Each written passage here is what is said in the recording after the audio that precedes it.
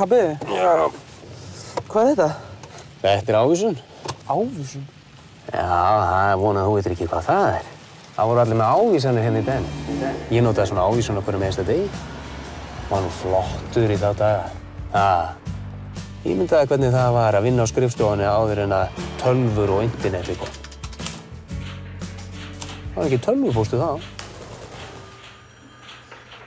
Ó nei. Já, hún er samt alltaf jafn ljúft að fá senda hann heim hver einustu mánaðamót, feitan tékka. Og þegar við mamma vorum að kynnast.